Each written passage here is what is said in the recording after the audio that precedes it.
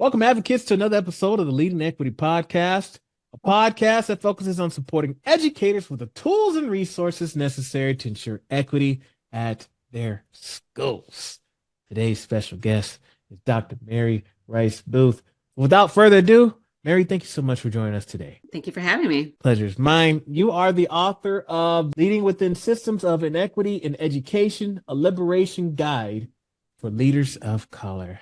I'm excited to have you. But before we get into today's topic, I'd love to have you share with us a little bit about yourself and what you currently do. Sure, no problem. So career-wise, I'm currently the Executive Director of Curriculum Development at Equity at a nonprofit organization called the Leadership Academy. So we partner with districts across the country, really supporting them in what does it mean to be a culturally responsive leader and creating culturally responsive schools. I think most importantly, I always say is that I am a Black woman and a mom and a wife who is trying to break the cycle of low expectations and inequities that I've seen in my own family moving forward. Got you. And let us know, do you mind, where are you based out of? I am in the Austin area of Texas. So Okay. Is that Round Rock? Is it Round Rock? You got it. Yeah, Round Rock, exactly. Yeah, I was telling you before. You're in Texas, so yeah, I'm from Texas. So, yeah. Okay, all right. I'm excited about the book because as I was reading about it, it just a lot of stuff hit home. I'm a Black man that lives in Idaho. And this book seems to be focused on leadership, folks that are people of color that are working in predominantly white spaces. And there's a particular piece within that book that really kind of stood out to me was the practice, love, and rage. And again, it just really hit me. So I'm just curious, could you start us off with what was your inspiration behind that? Yeah. And I will first start by saying that I resisted this competency. So I had the opportunity to interview over 35 different practitioners across the country and really hearing from them their experience. And about the first half dozen that I interviewed, they always talked about love and the fact that they lead with love and then how important love was. And I was just like, I don't do that. I don't do the love thing. I don't do emotions as a leader. Like I kept my emotions at the door. I was a very young leader. When I became a principal, I was in my late 20s. I was very conscious of who I was, very conscious of not being labeled an angry Black woman or anything like that. So I felt like I didn't do emotions. I kept everything like very much kind of sealed. But as I started hearing this over and over again, I had to ask the question then. I'm like, okay, so what does love mean to you? What does that look like? And I got more and more information. I said, oh, actually, wait a second. I was a high school principal. All of my students were overage and unaccredited. And so we were kind of their last chance, the last stop before they would go to get their GED. So in order for me to help those students and to really rally our staff to believe in our students and believe their capability, I had to lead with love. Like I had to be able to kind of bring that emotion into everything that I did. And so once I was able to kind of get beyond my own stuff about what I thought love was and what I thought leading with love looked like, then I was able to like, okay, I can see how this looked like. And then going back to looking at bell hooks, looking at our community organizers that I use as a basis of this book, to see and hear them talk as well, I said, okay, this is something that's really important for folks, especially for those who are leaders of color who are trying to lead for equity. Okay. I got a lot of questions. The first question I have is, I thought it was interesting when you first started off. I was like, where is she going with this? Because you initially were saying like, I don't do emotions, and that wasn't the thing that I used to do.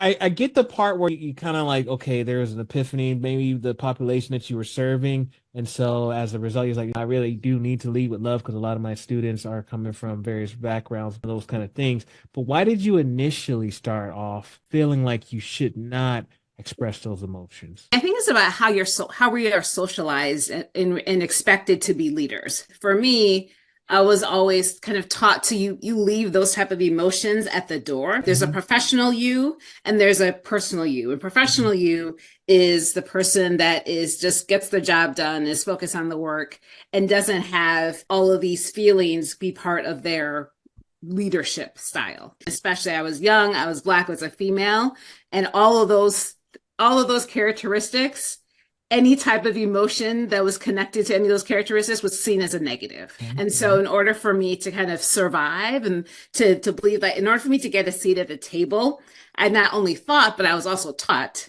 that I had to be stoic. I had to be Mhm. focused on getting the job done, and the emotions were not part of getting the job done. I'm gonna throw this out to you.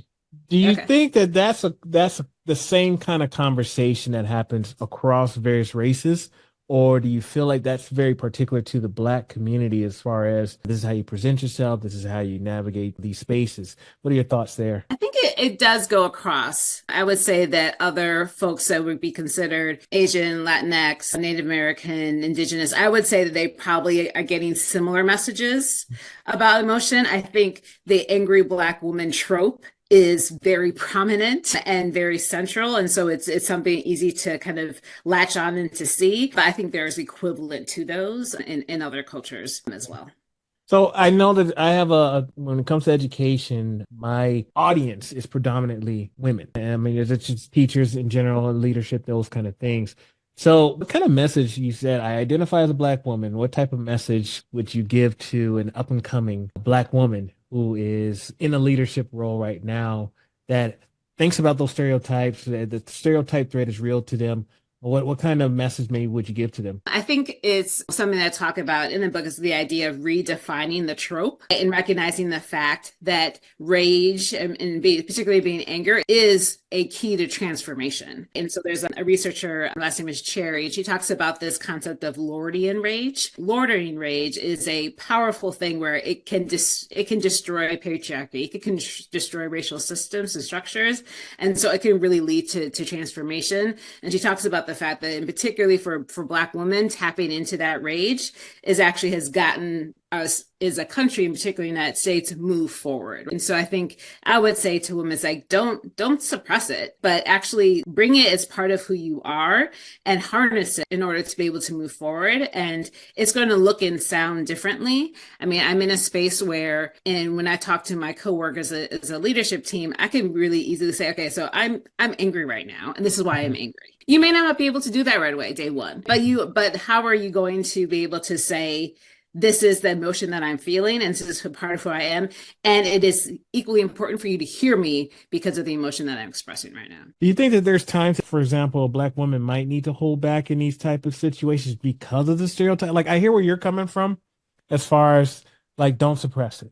Don't suppress your anger. And I liked how you said, well, I sometimes will say I'm angry right now. But I'm just curious, are there, I don't know, is that I'm trying to figure out the best way to ask this question. It's I could hear folks thinking, oh, okay, shoot. Well, Dr. Rice-Boothe said, just go for it. And I don't want to get emails or you get emails later on. So like, is a line maybe, or are there situations? Is it a time and a place somewhere? Like, what are your thoughts there?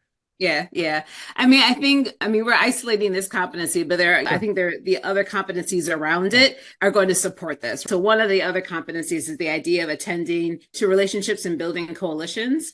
And I always say, particularly with the building coalition, the concretely that is having a white colleague that's have the meeting before the meeting for you, or that Okay. is going to see the text that you're going to send and they're going to reaffirm what you're saying, or they're just going to say it and you don't have to say anything. So you need to be able to kind of have those folks around you that are Mhm. going to be in support of you. And I really feel like it's important that we shouldn't feel like we have to do this by ourselves. We are not magical. We are not superhuman. We are just Black women of color that are trying to do this work. And so we shouldn't feel like we have to do it ourselves. But when you're in a space when you feel like you have folks that are around you that are trying to do the same thing, then you're able to then much more comfortably be able to bring all of the emotion that you have within you to the forefront. So basically, when you have more folks that are, I guess, more peers or that understand you on your personal and professional level, maybe that's when you're free to be yourself. Because a lot of times we had to code switch. Yeah, and yeah. we're not often ourselves. Yes, exactly. Exactly.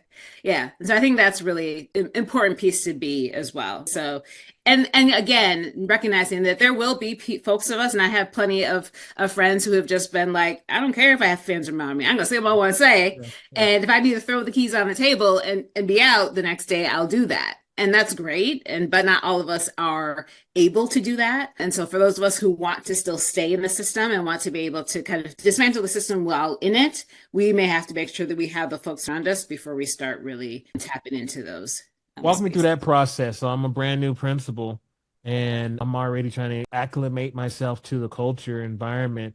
What are some ways that I can start to build that connection or that coalition, if you will, to support me in my efforts as a leader? Yeah. And I think it's first really clear about what is my purpose in building this group. I also say you're not going to just have one coalition. You're going to have multiples. You're going to have the folks that are going to be the formal ones within your school that are going to be the ones that are going to be the focus on creating different environment, different outcomes for your students. But you're also going to have maybe those folks in informally, they may not be in the meeting, but again are the ones that you can check in and they can tell you, well, somebody said this and somebody is talking about this part. And so I think it's a matter of taking the time to have and build those relationships with different people individually, and then you could then be able to figure out, okay, so the right composition of folks that I need, and what's the right composition of those groups. I think we tend to, when we're trying to build groups and teams, that we want to have folks that are always in alignment with us and are always kind of going to be our yes people, but also recognizing the fact you're also going to need to be those folks that are not quite on board with you, or maybe are just completely like any other way. And like, how are you going to bring them in so you can actually see, really get a sense of understanding of who they are and what they're trying to do. I'm hearing within that response the importance of finding a mentor as well. Maybe someone that Mm-hmm. has been in similar situations or has some experience in these areas, especially again thinking from a brand new leader. But even as a seasoned leader, I think there's always ways that we can learn more as we go. So it sounds like in addition to that coalition, and I love that you said multiple coalitions, but also we probably want to look for some mentorship as well. Yeah, yeah. And I think again, this is this idea that a lot of time in our leadership development programs, Mhm. we emphasize the individual of it all and feeling like we have to know everything, we have to do everything by ourselves. But the power of being able to have someone that has done this work before you, and it depends on who you are. I remember, I mean, I still have my mentor from the very first day I became a principal. Mhm. I was just talking to him yesterday, actually. So it's been almost 20 years that we've been together. And for him, he never tells me what to do, but he is the mirror that is always asking the questions back to me of what I'm trying to ask. And so like, or what I'm saying. And so being able to have somebody that is willing to be your reflection and help you think through things, I find to be incredibly powerful. And like I said, I've been doing this for a minute and I still find it incredibly powerful to have somebody that is going to support me in my continued leadership journey. I love this conversation. I like the fact that you have started off by saying we need to embrace the rage, okay, not necessarily suppress that. We kind of talked about or touched on the importance of, okay, yeah, but you also want to make sure that you have folks around you that are rallied around you that are supportive of the causes and the things that you're wanting to do. I have personally found, and I've mentioned this like a million times, like I'm a black man that currently lives in Idaho, and I've been in leadership roles. One of the things I've struggled with is trying to navigate the code switching piece of things. Because Mm. for me, I talk a certain way, shoot, I act a certain way. And I found myself always having to define things. I had to re-explain stuff or repeat myself. And I just got to a point where like, you know what, when in Rome, I'm going to do as Rome is in some situations.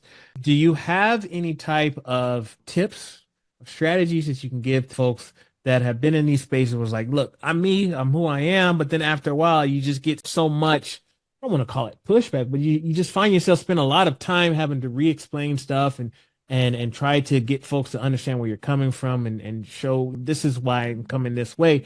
Do you have any strategies or tips for folks that are in these type of situations? You need to know when to call it and know that is this actually the space for me? Okay. Right? Is this a space where I can actually be successful and can actually move forward? Not every space is designed for us to be successful. And I feel like so many of us stay within spaces for our students and for the love of our students. But if we're not well, we cannot help our students be well. Yeah.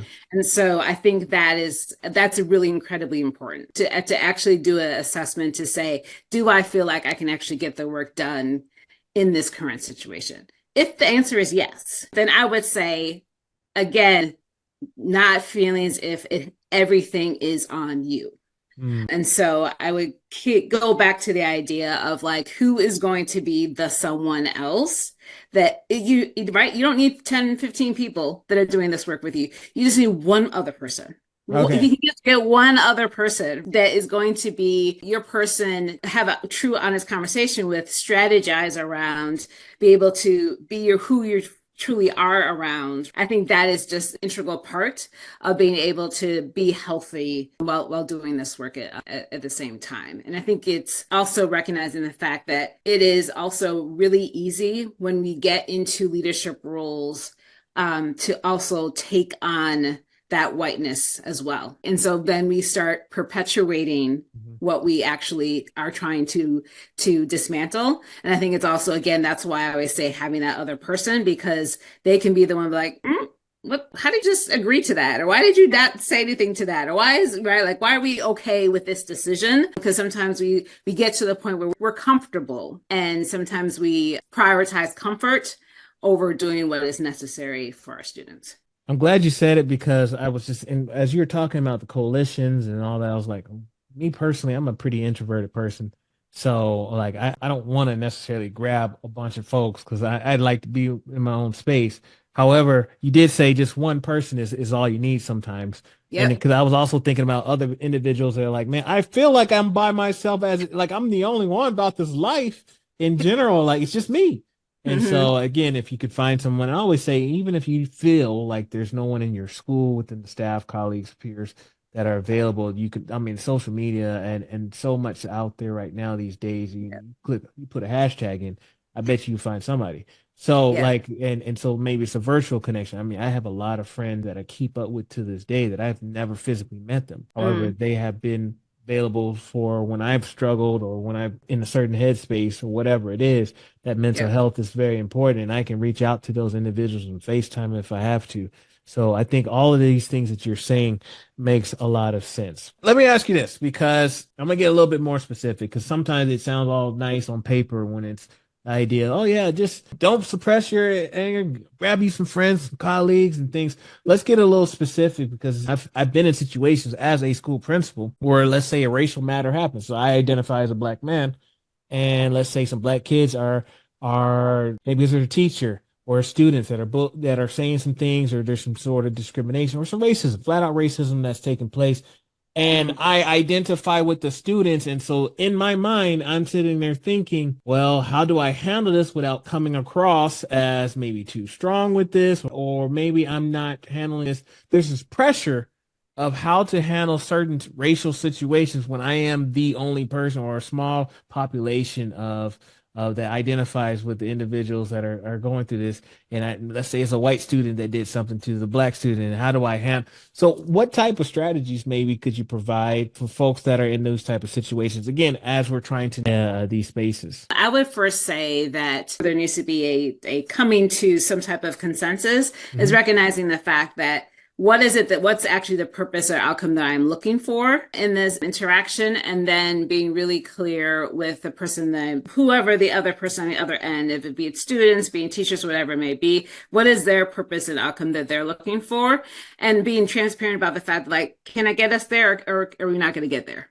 Mhm. Right? Like, just being super honest, Yeah. like, this is what you're looking for. Do we actually think it's going to happen? And then I try to have a set of questions that I regularly tap into when in conversation. So questions that will just open up the conversation versus shut it down, and kind of like, please tell me where is it you're coming from? Please explain what is it that you're looking for? Tell me more. Really open-ended questions to be able to hear the other person's perspective, and hopefully for them to be able to hear mine as well. And recognizing the fact that a lot of times when we have interactions, everybody's not going to be happy at the end, right? We're not going to be able to please everyone, but are we leaving this conversation at least closer to where we started it, and at least closer, and the willingness to continue the conversation? Because I always feel like if there's an incident that happened, it's a microcosm of something bigger. So how am I actually then using this particular incident to like actually get down to what actually is the root cause of what's happening within my school or within my district that is causing this to happen? And that is actually where I need to spend my time and my energy, is actually getting to the system level, or otherwise I'm going to get pulled into dealing with all these little fires, which are valid, which are important, but actually are not going to make any type of change to the circumstances in which my students are experiencing. I always try to be realistic about the conversation and the outcome, and making sure everybody understands what's a realistic outcome, and then making sure that I'm not just going to the next fire, but I'm using this as a data point to figure out what's actually the real cause of what's happening. I love the idea of finding out what are some realistic expectations. I think about, look, this situation happens to my own children. Let's say my own son received that verbal insult, or my daughter received that kind of treatment. How would I respond? And so I'm trying to take my personal side of things out of this, how I would handle this as a dad. But then I also have it as a Black man and as a Black kid. And so there's like all these things that are running through my mind as far as how do I handle this. And I like that you said really focus on the outcomes and what are the intended outcomes for it. And at the end of the day, just like courageous conversations, what expect non-disclosure, something like that. I'm terrible. I'm messing up the quote. Accept and expect non-closure. There it is. Yeah. There it is. Okay. At the end of the day. All right. So that's good. Okay. Thank you for saying that. No problem. There's another thing that I think about is there's a lot of, and I've experienced it. So that's why I said your book, everything just hits home for me, because I'm like, yo, I need to grab me a copy. Because I can think about my time thinking like I have to prove myself. I'm not a diversity hire. I'm supposed to be here. I was the best candidate. You know what I'm saying? So are there any words of encouragement maybe that you have, or again, strategies or anything that you can give to someone who's in the maybe imposter syndrome mindset, and they're thinking, I don't want to appear as if, again, I'm just a diversity hire, that I want to make sure that folks know that I'm supposed to be here, but there's all these pressures of doing well, or I have to work twice as hard, that whole mindset. What kind of tips, strategies, or encouragement can you give in those situations? Yeah. Well, first of all, just acknowledging the fact that you, at this given point within our school systems, you probably are working twice as hard. So, right. That's a given. Yeah.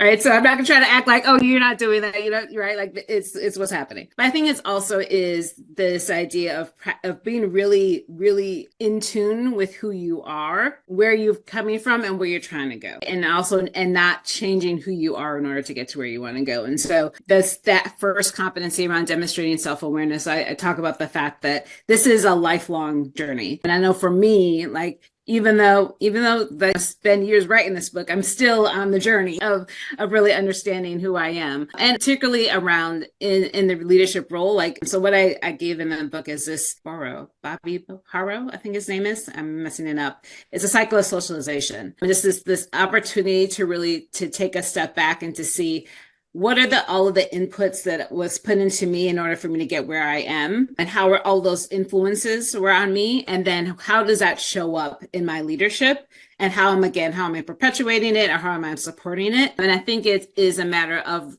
really being clear about who you are as one step of it. And I think that going back all the way up to the 10th competency, I talk about the idea of really being really clear about your values and having a really clear kind of like liberation, like what is my mission statement that I have? And if you're able to kind of do those in conjunction, right? So I'm super clear about who I am, and I'm aware of who I am, as well as I'm very clear about what my values are and what is it that I'm trying to go to. What's my liberation statement, and how am I ensuring that I'm holding that container for myself, and noticing and recognizing like all the things that may push against that container, and what's going to be my response to that. So a lot of times, again, in leadership, you're sometimes the decisions that are being asked of you or they have to make may be not in alignment with your values. If you're a district leader and you're being asked to consolidate schools or close schools, that may not be in alignment with your values. So you're going to have to make a decision. Is it okay for me to be in alignment, to make this decision that may not be aligned with my values? And what am I going to lose as a result of that? Or is it, I am not okay with this right now, and I'm going to have to make a different type of decision. But if you're not really aware of all of these pieces, I think it's very easy for us to get trapped in a cycle or in a hamster wheel of just trying to survive and or trying to live up to some type of expectation that is not part of the expectation of who I am. And so I think that's super important. And it's something that I think we always have to be in check with and always have to kind of go back to see, is this actually, am I playing true to who I am? Or am I just doing this because of what this system that I'm in is asking of me? Oh, okay now, Mary. Don't bring the fire like that. Okay, okay. So good. That was good. That was gold right there. So that's we're gonna end it there. So here's the thing. I thoroughly have enjoyed a lot from you. And again, I could resonate with a lot of this. And I know a lot of my audience members can resonate with this conversation as well. I'd love for you to take us home with any final word of advice that you want to provide to our listeners. Yeah, I think the biggest part my biggest mission with this book is to recognize the fact that if you're in Idaho or you're in Texas or whatever you may be, and you feel like as if you are isolated or by yourself, you are not by yourself. And so there are plenty of us who are wanting to and also striving to be successful within our systems. And then this book is hopefully helps you recognize the fact that you can be successful, and then also make sure that you are reaching out and don't feel like you have to do any of this work by yourself. How to do this by yourself. Matter of fact, if you need some help, look into getting Leading Within Systems of Inequity in Education, a liberation guide for leaders of color, written by Dr. Mary Rice-Boothe. Mary, it has truly been a pleasure. How do folks reach out to you, connect with you online? Yep. So I am on all the social medias. I'm not on TikTok. My daughter says I'm too old for that, but everything else, I'm a M Rice-Boothe. So first name M and then Rice-Boothe and everything. I'm probably the most active on LinkedIn. You can find me. And then the book is wherever books are sold. And I also have a Substack that I put out twice a month where I try to put out continued interviews of folks that I'm talking to about their experiences as well. Sounds good. We'll leave links in the show notes. Mary, it has truly been a pleasure. Thank you so much for your time. All right. Thank you. Appreciate it.